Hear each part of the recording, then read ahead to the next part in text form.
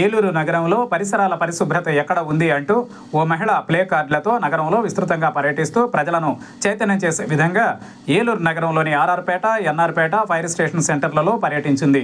ఈ సందర్భంగా విలేకరులతో స్వర్ణలత అనే మహిళ మాట్లాడుతూ నగరంలో అపరిశుభ్ర వాతావరణం ఎక్కువగా ఉందని, దోమల బెడద కారణంగా నగర ప్రజలు వివిధ రోగాలతో అల్లాడుతున్నారని వాపోయింది. అంతేకాకుండా నగరంలో ఫుట్ పాత్ల మీద ప్రజలు నడిచేందుకు వీలు లేకుండా వ్యాపారులు, అదేవిధంగా రహదారి పక్కన ఉన్నటువంటి షాప్ యజమానులు కబ్జా చేసుకుంటూ వ్యాపారం నిర్వహిస్తున్నారని విమర్శించింది. దీనిపై ఏలూరు నగర కమిషనర్కు ఎన్నిసార్లు ఫిర్యాదు చేసినా పట్టించుకోలేదని అన్నారు. ఇప్పటికైనా ప్రజా సంక్షేమం కోరి మున్సిపల్ అధికారులు తక్షణమే నగర సమస్యల పట్ల స్పందించి ప్రజలు పడుతున్న బాధల నుండి విముక్తి కలిగించాలని కోరింది.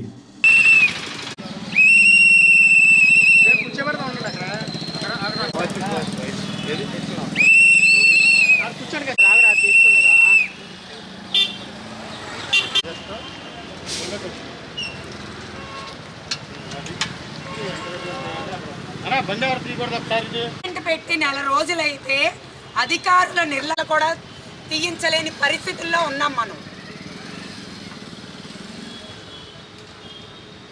డౌన్ డౌన్ అధికారుల నిర్లక్ష్యం కాపాడాలి.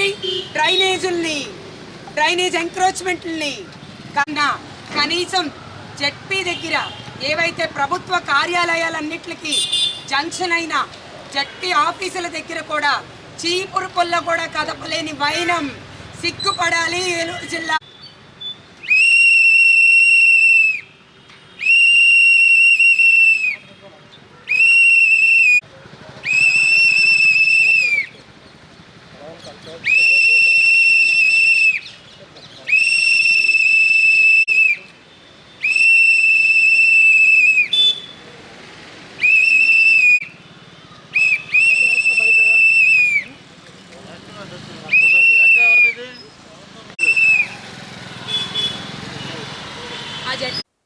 నా పేరు స్వర్ణలత, మాది ఏలూరు. ఈరోజు ఏలూరు దుస్థితి ఎలా ఉందని ఏలూరు ప్రజలందరి దృష్టికి తీసుకురావాలని నేను ఈ వినూత్న నిరసన ఏలూరు కలెక్టరేట్ నుంచి కమిషనరేట్ వరకు నడుచుకుంటూ వెళ్ళాలని నిశ్చయించుకున్నాను. అదే సందర్భంగా ఏలూరు కలెక్టరేట్కి వెళ్ళడం జరిగింది. పీజీఆర్ఎస్లో జేసీ గారిని కూడా కలవడం జరిగింది. అయితే విషయం ఏంటంటే ఏలూరులో దోమల బెడద, శానిటైజేషన్ వర్క్ ఏదైతే చేయాలో శానిటైజేషన్ సరిగ్గా చేయడం లేదు.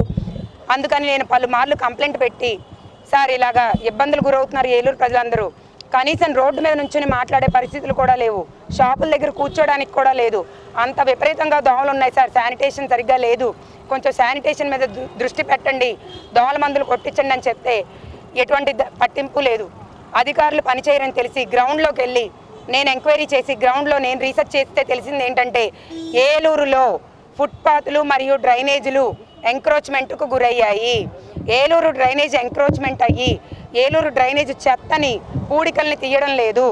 ఏదైతే ఇది తీయకపోవడం వలన దోమల పెంపుదల క్షేత్రం అయిపోయింది ఏలూరు.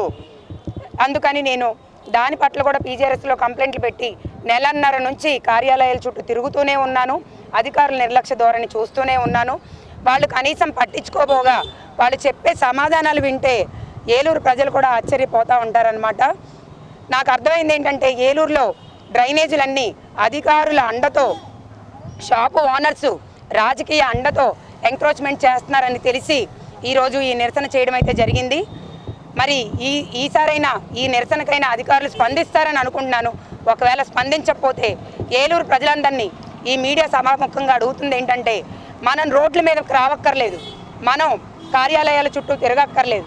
సోషల్ మీడియా అనే వెపను ప్రతి ఒక్కళ్ళ చేతిలో ఉంది.